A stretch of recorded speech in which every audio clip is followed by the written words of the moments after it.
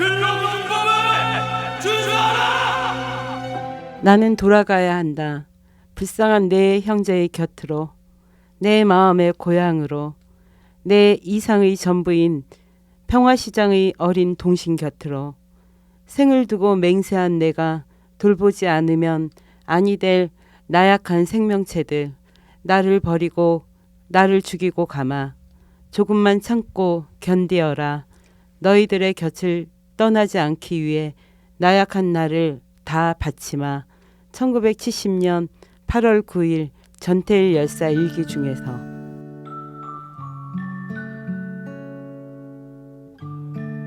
안녕하세요. 최근단 30일의 특집 영화담 진행의 김정아입니다. 6개월의 재충전의 시간을 갖고 다시 돌아왔습니다.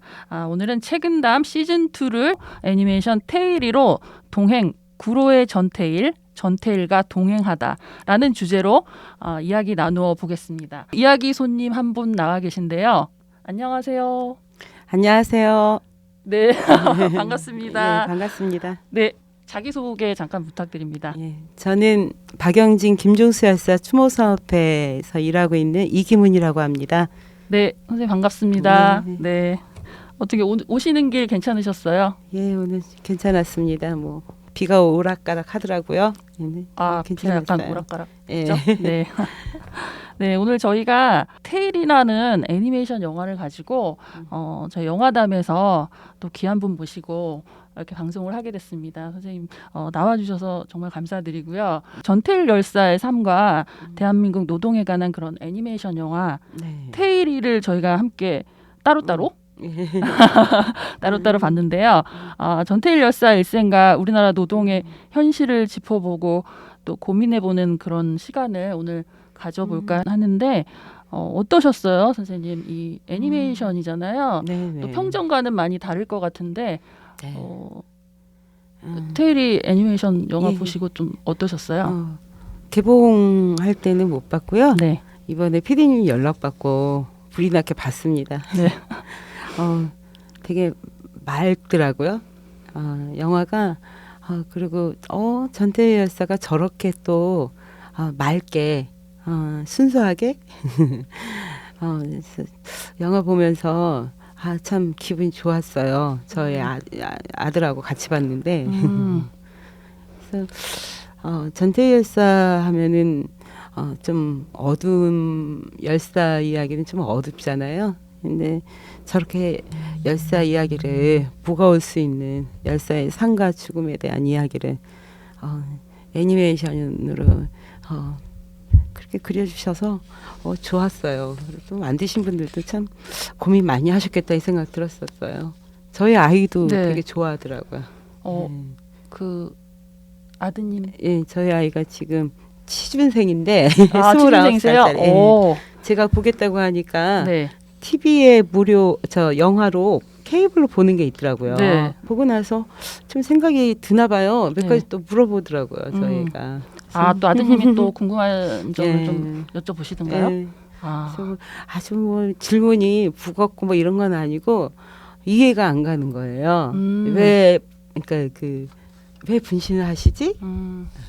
그게 항상 일반 사람들한테는 남잖아요. 왜 저런 방법을 택하시지? 이런 것들이었죠.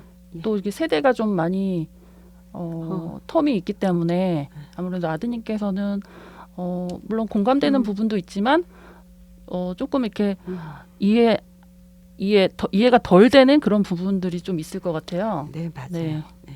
그리고 이 제목이 전태일이 아니고 테일이잖아요. 그렇게요. 네. 좀 그 기존에 우리 전태일 열사하면 그 근현대사 위인으로 이제 알려져 있고 또 분신하신 걸로 또 희생한 그런 부분들로 많이 알려져 있는데 이번에 그 제목을 테일이라고 한 것은 흔히 이제 분신이나 그런 열사라는 그런 전태일 열사에 대한 그런 이미지, 그런 이미지가 많이 떠오를 텐데 이런 전태일 열사의 그 다른 측면을 좀 더 다채롭게 보여주고자 그런 의도로 테일이라고 했다고 해요, 제작진에서. 네, 이게 이제 명필님과 전태일 재단이 이제 공동 제작으로 해서 만들어진 영화인데요. 이기문 선생님, 자꾸 제가 네. 추선님이라고 괜찮아요. 추모 사업회를 예. 계속해서 하시고 예. 계신 거죠? 그쵸. 예, 뭐 좀 그 20대 그 노동조합 활동을 했다고 하면 이제 중년이 돼서는 추모 사업일을 좀 계속 좀 했었죠. 예. 추모 사업은 일상적으로 노동조합 간부들이나 그럼 뭐 시민단체 활동처럼 상근직이 아니어서요. 네. 예. 좀 하고 있습니다. 아, 네. 제 초반에 좀 그 소개를 네. 좀 자세히 말씀드려야 되는데 제가 오늘 오퍼를 하다 보니까 좀 경황 없게 넘어간 것 같은데요. 선생님 소개를 좀 제 소개요. 네, 해주시면 감사하겠습니다. 아까 말씀드린 대로 뭐 중년 이후에 박연진 김종수 열사 추모사업회 일을 회원으로 일을 하고 있는 거고요. 그 저는 이제 인연은 열사와의 인연은 구로공단에 박연진 열사와의 인연으로 굳이 열사와의 인연으로 얘기하자면 박연진 열사가 돌아가신 사업장 신흥정밀에서 저의 또 투쟁이 있었고 조합을 만드는 과정이라든가 그리고 저는 제가 85년도 말에 구로공단에 들어가서 노동자로 공장 생활을 시작하면서 87년도 노동자 대투쟁 때 많은 그 싸움들이 일어나거든요. 구로공단에 그때 이제 처음으로 해고를 경험하게 돼요. 네, 그때 해고 당하면서 옆에 같은 이제 노동자들 중에 그 해고자들하고 그 서해복투라고 하는 서울 지역 해고자들이 모인 해고자 복지 투쟁위원회 네. 그런 그 이제 임시적인 상설 서해복투에서 많은 그 우리 선배 해고자들하고 동료들하고 해고 싸움과 그 당시에 그 87은 굉장히 격동기였잖아요. 그렇죠. 네. 그때 이제 다시 또 이제 재취업의 과정들이 또 있었고 네. 87의 그 해고를 어떤 교훈 삼아서 다시 박연진 열사 돌아가신 사업장 그 신흥정밀이 마이크로 코리아로 이름을 바꿨어요. 네. 거기 들어가서 이번에는 좀 조합을 잘 좀 만들어 보자. 왜냐면 그때는 박연진 열사를 떳떳하게 당당하게 박연진 열사라고 부를 수 없었던 것 같아요. 네. 사회적인 분위기가 좀 추모를 할 수 없는 그런 분위기였다고 말씀 전해드린 것 같아요. 네. 그쵸. 그래서 그때는 우리 노동자, 우리 선배 노동자가 누가 여기서 분신을 하셨는데 저기서는 좀 정말 노동조합 좀 만들어야 되는 거 아니야? 이런 것들이 같은 해고를 당했던 우리 동료들하고 좀 나눴던 얘기들이고요. 뭐 그때 노동조합 만들고 조합활동 하면서 또 1년 지나서 또 해고당하고 이런 과정이 저의 20대 구로공단의 생활이었어요. 예, 그리고 나이가 이제 홍기가 차서 또 뭐 홍기가 차서 오랜만에 들어보는 얘기인데 홍기가 차서 나이가 그래서 뭐 자연스럽게 뭐 결혼이라는 걸 하게 되면서 잠시 육아와 이렇게 하면서 다시 또 추모 사업 일을 하게 된 거죠. 이제 간략하게. 네, 간략하게. 기나요? 아니에요, 딱 좋습니다. 그럼 선생님 그러면 좀 영화를 보시면서 좀 남다르셨을 것 같아요. 영화 그런 소감을 좀 이 애니메이션이고 좀 평전이랑은 좀 사뭇 분위기가 다른 것 같은데 좀 어떻게 보셨어요? 그 평전은 20대 읽었을 거예요. 그때는 이제 몰래 읽기도 하고 20대 뭐 알면 얼마나 알겠습니까. 그래서 읽어야 된다라고 해서 읽고 그 이후에도 전태일 열사와 관련된 이제 선배들의 이야기와 하지만 잘 이해를 못했어요. 그러니까 전태일 열사의 어떤 생각들. 그래서 그렇다고 해서 이해를 못해 이건 아니고요. 근데 이번에 다시 이제 PD님 제안을 받고 내 머릿속에 있는 전태일 열사를 어떻게 정리를 하지? 그래서 다시 교보를 가가지고 또 전태일 평전을 다시 또 읽었어요. 정말요? 그러니까 개정판으로 읽고 네. 전태일 열사 관련된 책을 좀 몇 개 봤죠. 근데 역시나 좀 무거워요. 평전은. 그렇죠. 예, 그러다가 초반에도 전태일 열사의 일기 부분을 그 낭독 부분이 전해졌는데요. 그 개정판하고 좀 그런 평전이 좀 다르다고 들었는데 어떤가요? 조금 거기 많이 보완을 했다라고 들었고요. 네. 그 전태일 열사 일기는 실제적으로 이제 저도 이렇게 많이 접하진 못했어요. 근데 부분에 개정판에 일기가 이렇게 나와요. 그리고 이제 어려운 얘기들이 좀 나와요. 그러니까 좀 우리가 평상시에 쓰지 않는 뭐 덩어리라든가 네. 뭐 부스러기라든가 네. 그리고 어떤 그 지금은 좀 이해가 가지만 당시에 어떻게 그 70년대 60년대 후반이잖아요. 전태일 열사가 10대 마지막이니까 네. 그때 이런 표현들을 썼을까 그런 생각이 들었고요. 네. 그리고 이제 평전은 무거우나 또 한편으로는 내 마음속에 또 다 잡는 그런 부분 좀 있었고 테일의 영화는 참 좋다 이 생각했어요. 열사 이야기를 많은 사람들이 되게 무거워하고 저 또한 마찬가지지만 네. 무거워하고 열사의 삶 특히나 죽음에 대한 얘기는 네. 일단 시작부터가 좀 우울한 부분이 있어요.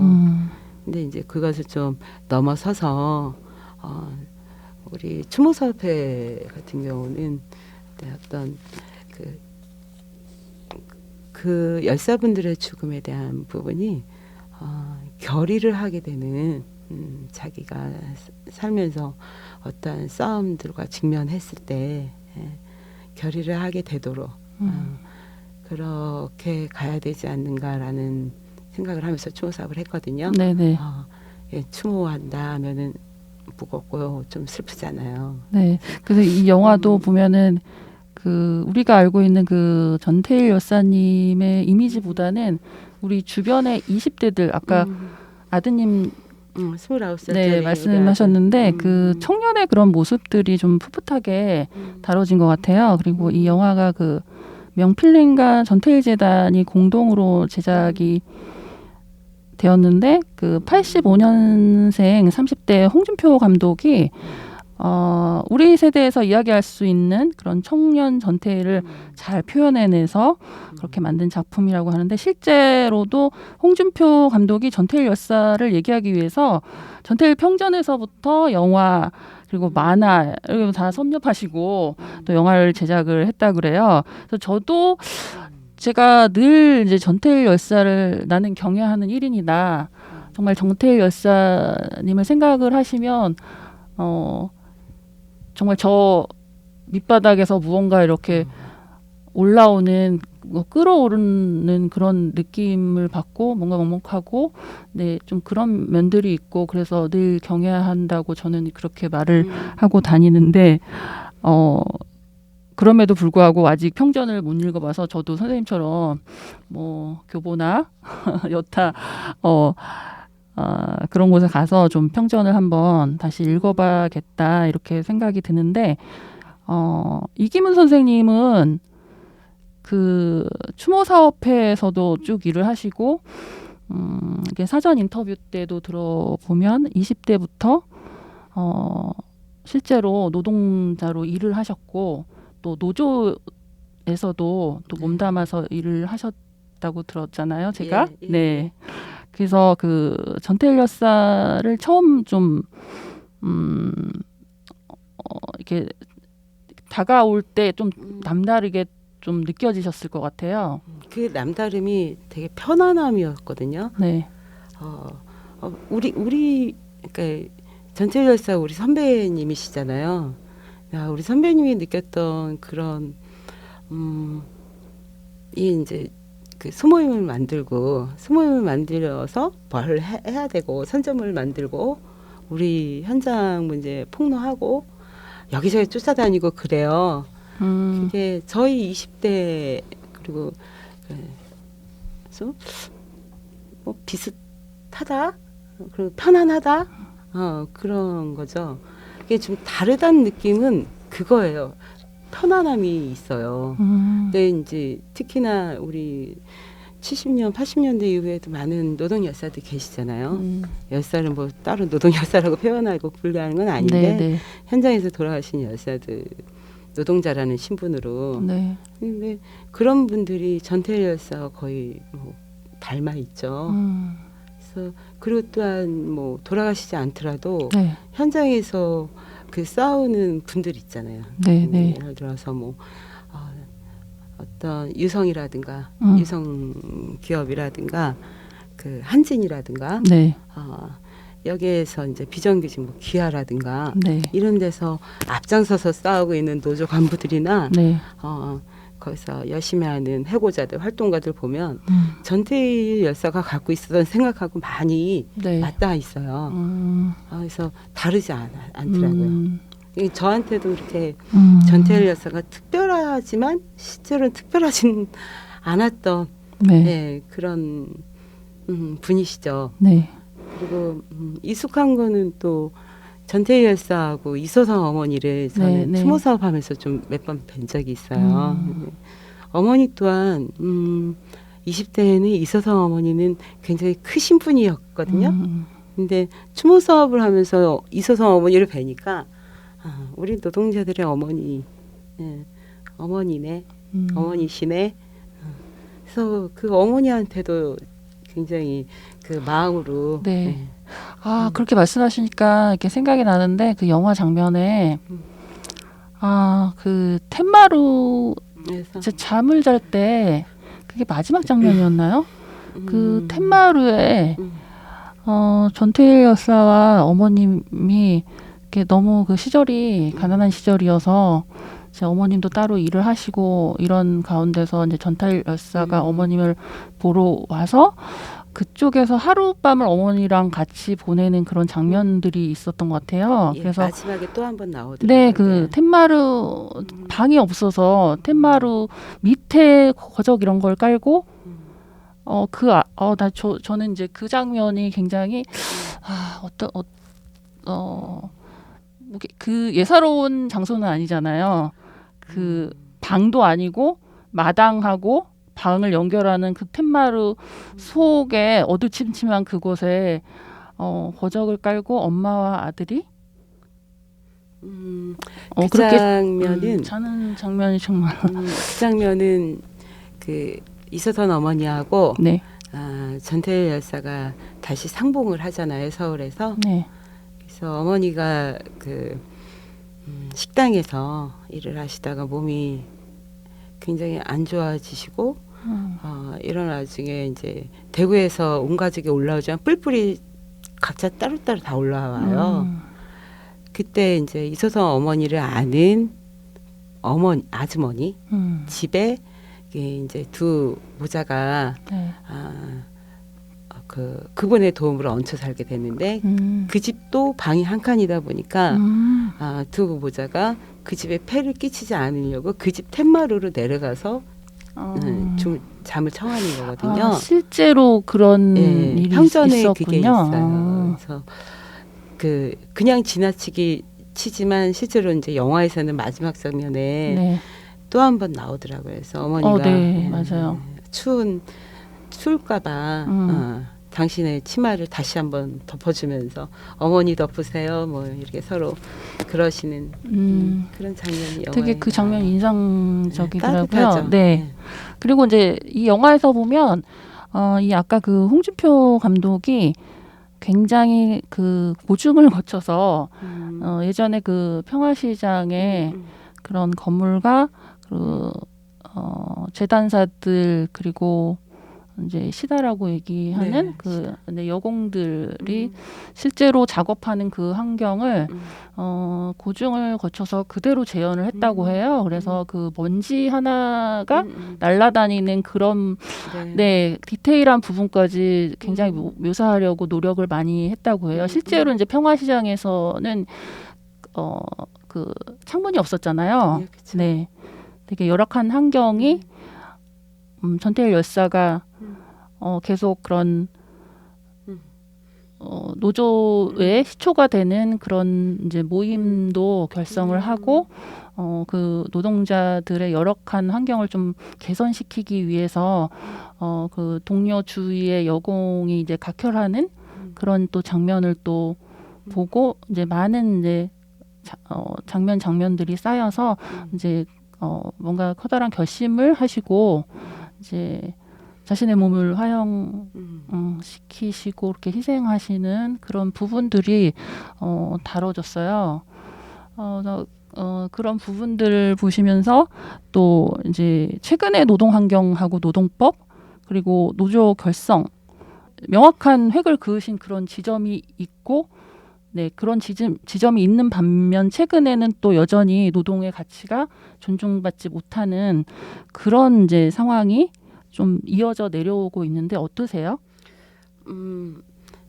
추모 사업을 하면은 네. 그 노동 현장 그 중심에 있지는 않잖아요. 네. 그래서 이제 우리는 연대라는 표현으로 연대를 가져. 네. 그 어디서 힘들게 싸우고 있으면 우리가 할 수 있는 게 선배들 말로는 머리수 채우는 거다라고 하면서 부족한 부분 뭐 집회 때 머리 한번 채우고 같이 구 한번 외치고 그리고 힘들어하면 힘내시라 뭐 이런 건데 네. 제가 노동 현장 얘기를 현재의 노동 현장 얘기는 뭐 이제 그런 기사들이 워낙 또 많이 나오는데 네. 뭐 다 말씀드리기는 어렵지만 네. 최근 들어서는 굉장히 양적으로 노동조합이 커지고 네. 예전에 그 제조업이라든가 여기서 머물지 않고 네. 많은 그 특보라든가 뭐 굉장히 많은 사람들이 노동조합에 가입해 있고 사람들이 예전처럼 노동조합 활동하고 노동조합이라고 하면 뭐 그 약간 이렇게 빨갛게 보고 그러지는 않아요. 않는 것 같은데 그럼에도 이제 여전히 현실을 접하는 기사들이 있잖아요. 네네. 그러고 보면 우리가 아직도 더 싸워야 되는구나. 그래서 좀 이제 아까 피디님하고도 얘기했던 대우조선 문제라든가. 네. 지금 현 정권에서 지금 공권력까지 투입한다는 그런 의사표시를 그러게요. 한 걸로 알고 있어요. 그러게요. 네. 그래서 지금 교섭이 어느 정도 진행되고 있는데 정부에서 그런 스탠스를 표하면서 지금 사측에서 정말 이게 들어주려고 하는 상황에서 정부에서 그런 입장을 표명해서 지금 좀 상황이 나아지려고 하는데 굉장히 답보되려는 그런 상황인 것 같더라고요. 저도 기사를 보니까. 네.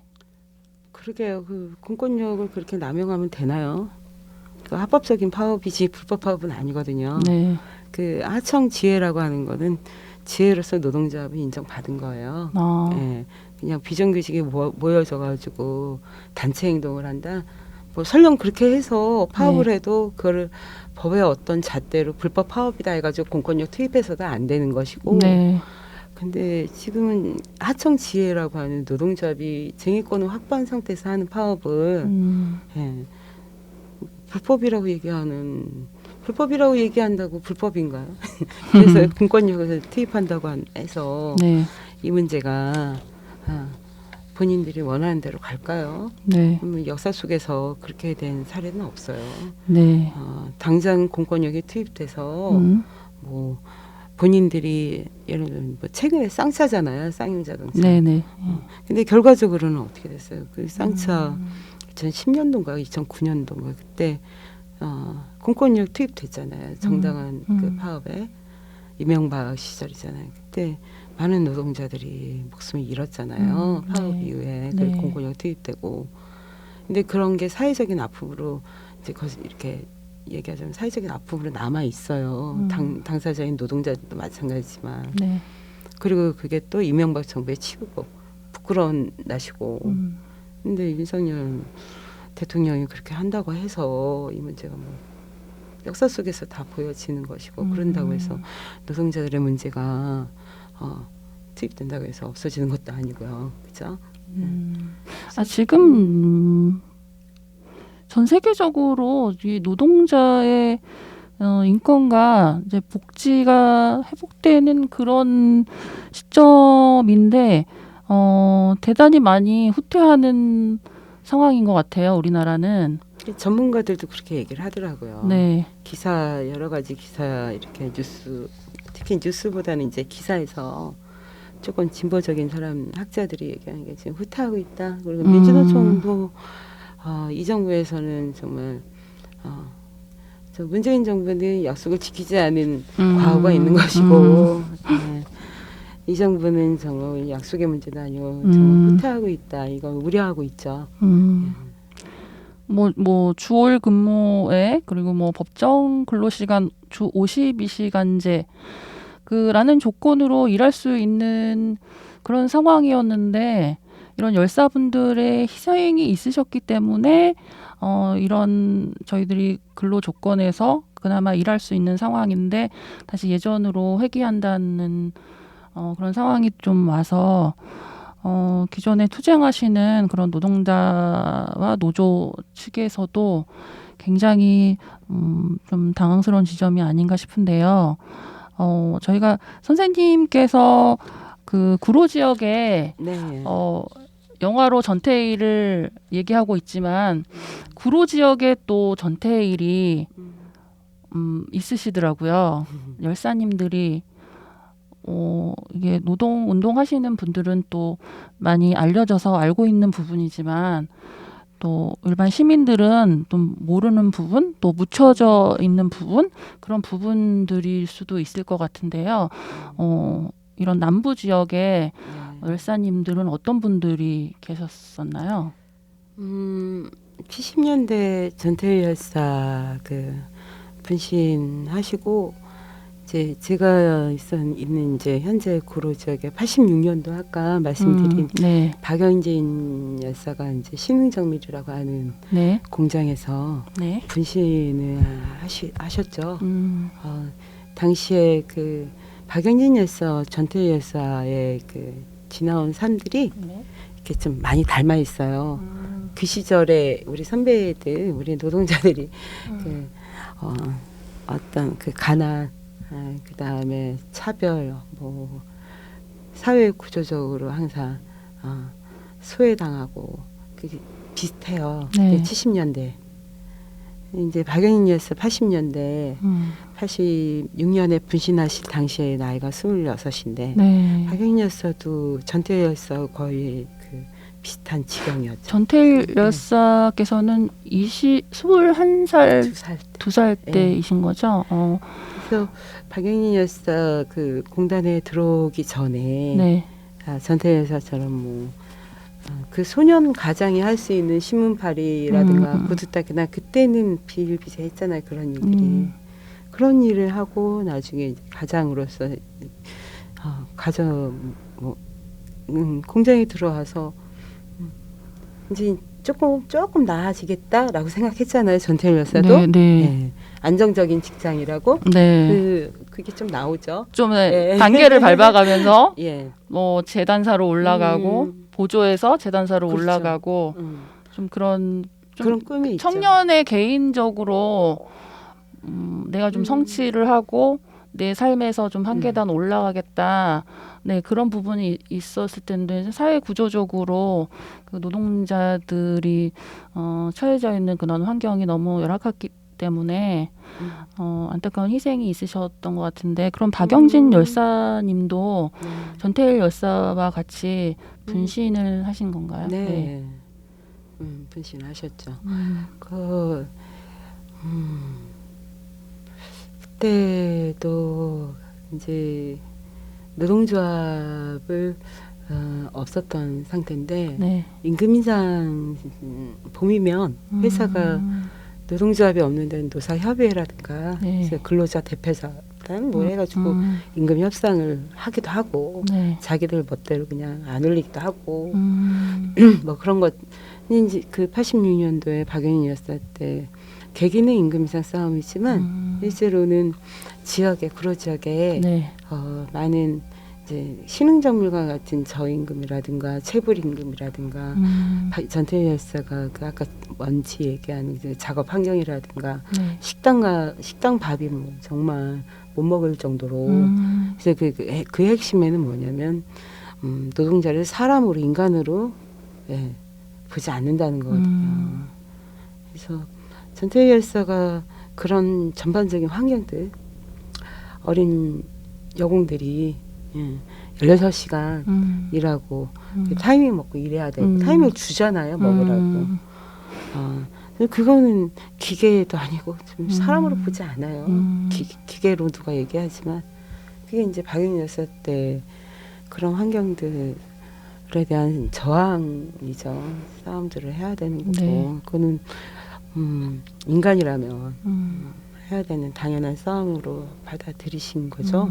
그래서 동료들과 공장에서 뭐 그 과정들 있잖아요. 선전물도 만들어서 밤새가면서 만들고 몰래 돌려보고 우리가 한번 노동조합까지 만드는 과정들을 한번 제 일상 투쟁들을 해보는데 네. 회사가 그걸 알아채면 해고시키고 그래서 싸움이 되게 어려워요. 조합까지 결성하기가 그러면 그 와중에 몇 사람은 경찰에 끌려가고 네. 거기 학생 출신들은 뭐 그런 상황들이 많았죠. 그 그렇죠. 당시에는. 그래서 그 우리의 싸움에 대한 그 확대와 정당하고 이런 것들이 당신한테는 이제 분신으로 다가왔을 거라고 생각을 해요. 그래서 뭐 박영희 여사 같은 경우는 그러니까 우리 이 구조적으로 아까 피디님이 얘기했던 노동자들을 구조적으로 힘들게 하는 그 선반 세력이라고 표현을 해서 하시거든요. 선반 네. 세력을 타도해야 된다. 그 당시 그 타도가 많았잖아요. 네. 학생들도 네. 타도하자. 공부도 타도하자. 타도하자. 네. 선반 세력 타도해야 된다라는 유언을 남기시는데 그 선반 세력이라는 게 그러니까 민족에 반하는 반민족, 반민주, 반민중. 예. 이제 그 안에 다 노동자, 농민, 계층 소외된 우리 민중이 다 들어가 있죠. 그 이제 그게 86년이고 그다음에 이제 열사분들만 얘기하면 그 이후에 또 노동조합이 어느 정도 민주노조에 좀 만들어질 지경에 네. 89년도에 또 김종수 열사가 바로 옆에 이 공단에서 또 분신을 하세요. 그래서 제가 박영진 김종수 열사 추모사업회 네.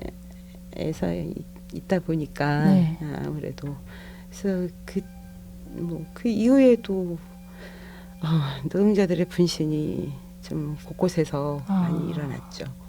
그리고 그렇군요. 네. 그러면 김종수 열사께서는 네. 또 어떻게 희생이 되신 건가요? 지금은 민주노조라고 이제 민주노총이 전국 단위로 있고 지역 그 다음에 업종별로 민주노조들이 많이 있죠. 근데 89년도에 김종수 열사가 분신한 시점에는 저희가 현재 민주노총이라고 하는 전국 단위가 있기 전이에요. 그때 준비할 때였죠. 전국 단위로 노조가 결성되기 전 단계였다가 과도기였네요. 저희는 전혀 준비 기간이라고 얘기를 해요. 기간. 네.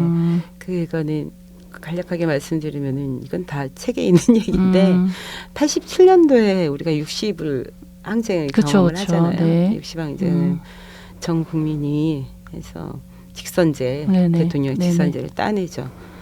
근데 60항쟁은 어떤 사무직이라든가 일반 시민들이 거리로 나와서 민주주의를 쟁취하는 과정이고 이제 그 싸움이 거기서 끝나는 게 아니고요. 그러니까 6.29라고 하는 직선제에 대해서 하겠다라고 해서 끝난 게 아니고 노동자들은 현장에서 계속 싸웠어요. 그 전부터 물론 싸웠지만 그래서 노동자들은 7, 8월 노동자 대투쟁으로 저희는 이제 얘기를 하는데 구로공단도 그 당시에 노동조합이 만들어지면서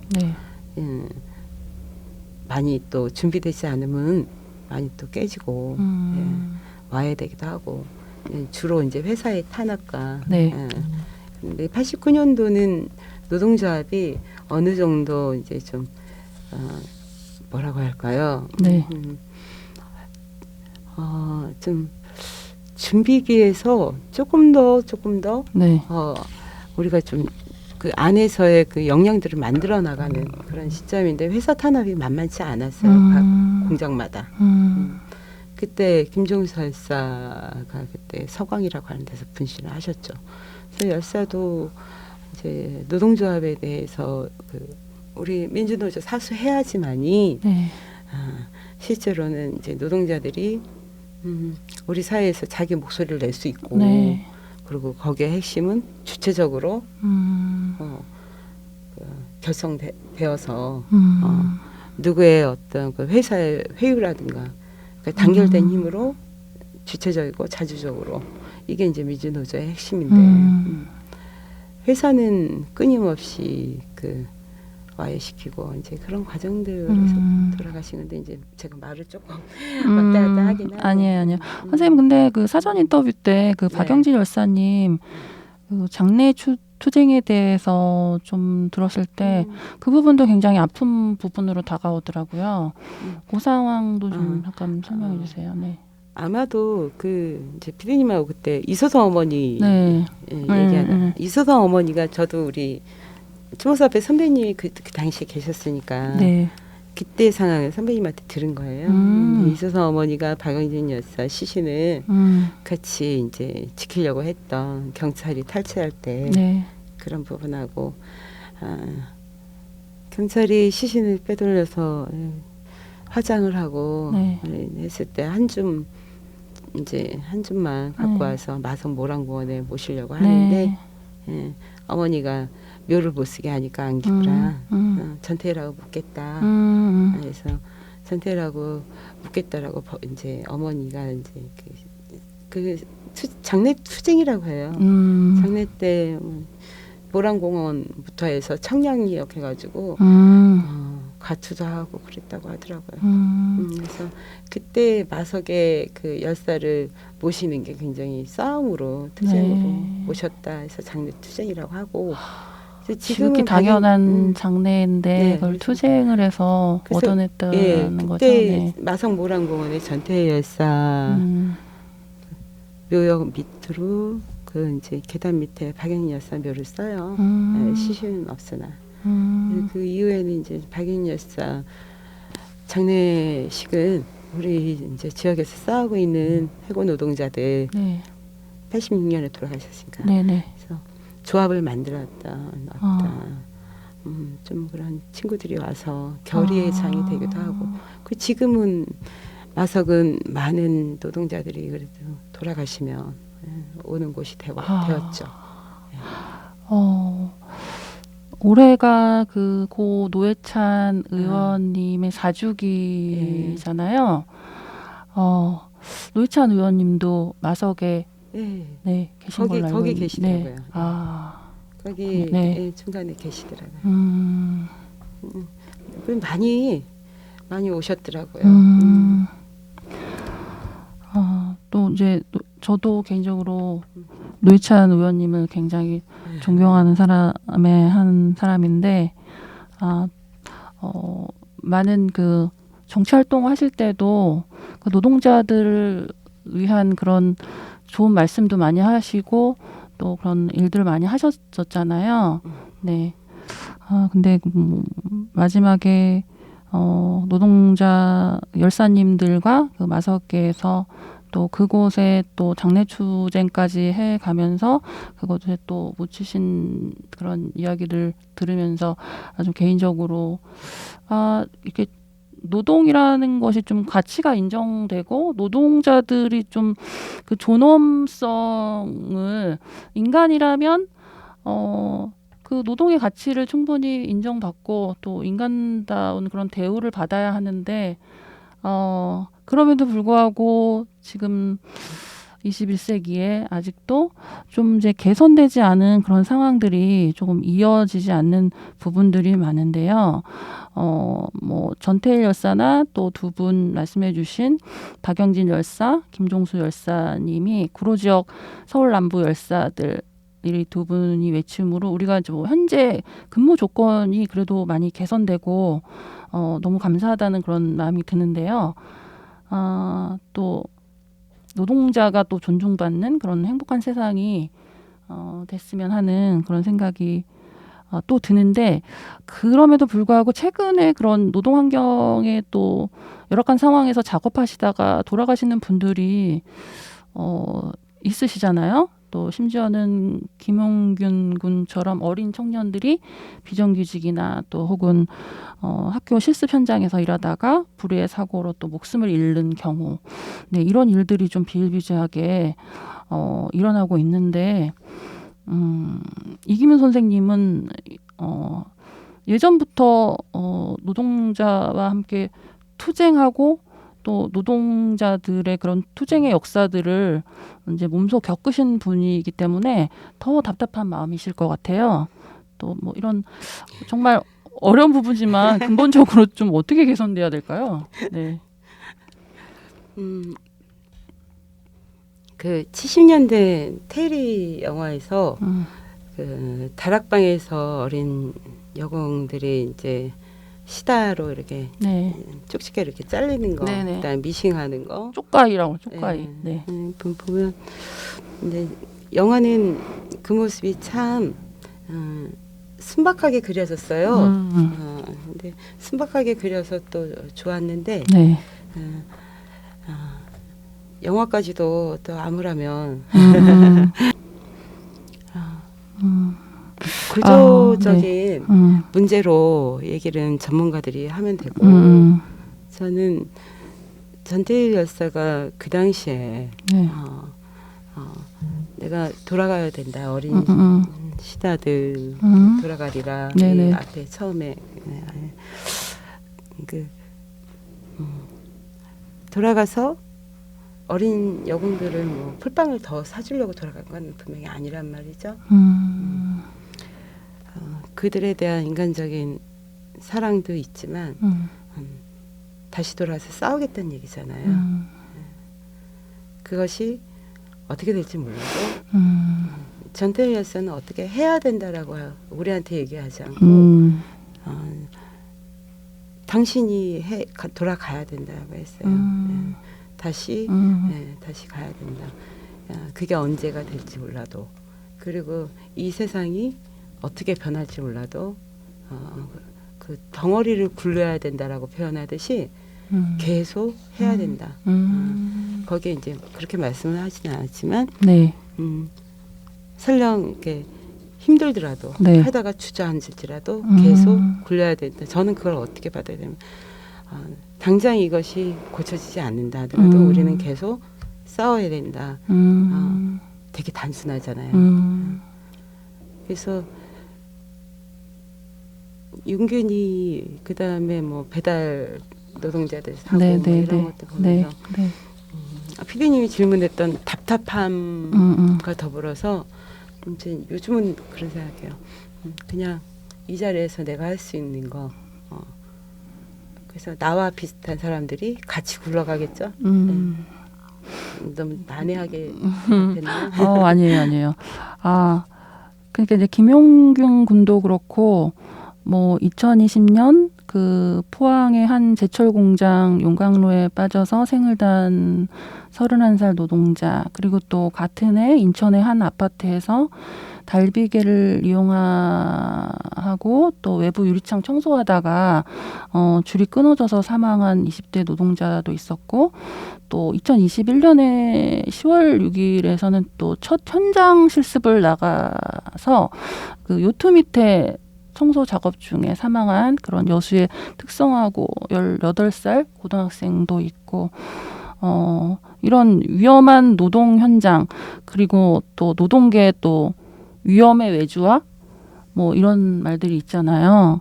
근데 전태일 열사가 외친 거는 가장 근본적인 건데 근로기준법을 준수하라라는 법이 그때는 있었지만 없었던 게 아니었잖아요. 그렇죠. 네. 지금도 뭐 중대재해법 이 시행령 개정으로 또 뭐 경영계에서는 이거 시행령을 좀 개정해 달라 이런 요구가 또 있다고 해요. 근데 법이 제대로 이행되면 괜찮을 텐데, 네, 그 법의 테두리 안에서 또 정치가 또 제대로 굴러가야 된다 이런 생각이 좀 드는데요. 답답하시니까 그런 질문 하시는 네, 거죠? 좀 끝으로 또 말씀을 또 깊이 있게 더 나누고 싶지만 앞으로 이기문 선생님께서 희망하시는 그런 노동자들을 위한 세상에 대한 그런 바람이 있으시다면 네, 한 말씀 해주세요. 저는 전태일 열사가 그리고 우리 이제 많은 박영진 열사부터 열사들이 꿈꿨던 세상은 제가 생각하는 세상하고 다르지 않거든요. 전태일 열사가 인간이 인간이기를 외면하면 그리고 인간은 소모품, 기계 그리고 착취의 대상으로 삼는 인간은 그런 인간은 거부한다고 했잖아요. 근데 박영진 열사 또한 마찬가지고 그래서 여지껏 참 그것은 어려운 건 아니거든요. 저는 그렇게 생각해요. 어려운 어떤 논리, 이 세상, 이 우리 사회 구조적인 얘기는 네.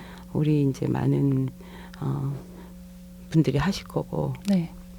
추모 사업을 그래도 하다 보니까 열사들이 얘기했던 네. 그런 세상은 어렵지 않다. 그러니까 자본가가 자기 이윤을 위한 착취와 우리 사회에서 자기 권력을 유지하기 위해서 노동자들을 자본가 편에 쓰고 노동자에 대한 자본가와 똑같은 착취를 하고 그리고 기층이 노동자와 그다음에 농민이라든가 소수자가 우리 사회에 평등한 관계에서 네. 사는 것을 우리 사회는 용납을 안 하잖아요. 네. 근데 그럼 우리는 항상 이들과 같이 가야 되는데 이들이 대다수고 그죠? 네. 권력을 가진 사람들은 몇 프로도 안 되잖아요. 그게 우리 사회가 다수의 기층민들이 민중들이 잘 사는 사회가 되는 거 아닌가. 그래서 그들이 어려울 때 같이 싸워주고 외면하지 말고 저는 그렇게 생각을 하거든요. 맞아요. 사회의 다수는 노동자들이잖아요. 그리고 노동자들이 충분한 그 노동의 대가를 받아야 하는데 그 노동의 대가를 소수의 누군가가 착취한다는 것은 정말 사회가 건전한 사회는 아닌 거라고 생각이 들잖아요.